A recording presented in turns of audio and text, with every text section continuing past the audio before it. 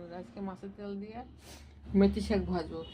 এখানে আমি আপনার কালো জিরে দিয়ে দিচ্ছি ফোড়নে।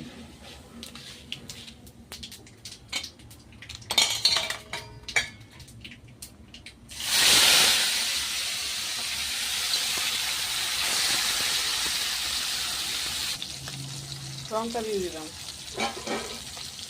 আলু দিয়ে দিলাম। আমার তেলটা ভালো হয়ে গেছে, এবার আমি শাকটা দিয়ে দিচ্ছি।